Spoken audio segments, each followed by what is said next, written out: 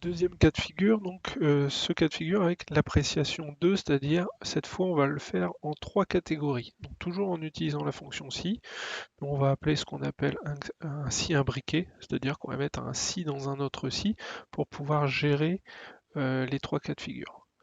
Donc je pars de la même manière que dans l'appréciation 1, c'est-à-dire que je vais lui faire une affirmation et je vais commencer par lui affirmer que c'est le meilleur cas de figure, c'est supérieur ou égal à 130. Alors qu'est-ce que je fais dans ces cas-là? Je lui dis, tu me mets excellent dans la cellule. Donc là, ça ne diffère pas par rapport à l'appréciation numéro 1. Là où ça va commencer à différer, c'est lorsque c'est faux, lorsque ce n'est pas supérieur ou égal à 130, lorsque la note n'est pas supérieure ou égale à 130.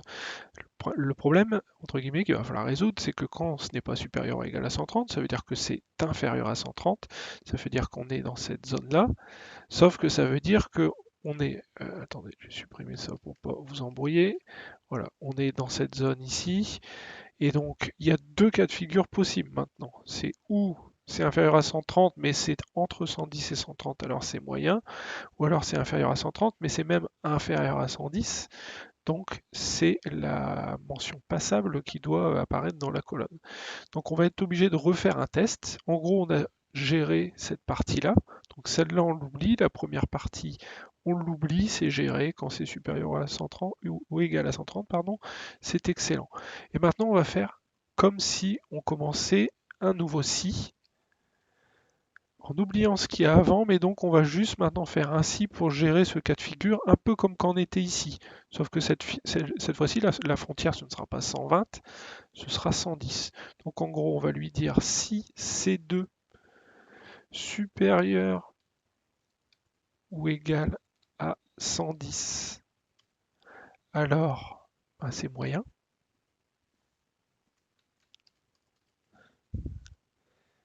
On va même mettre le majuscule si on veut être précis. Et puis si c'est pas supérieur ou égal à 110, ça veut dire que c'est inférieur à 110.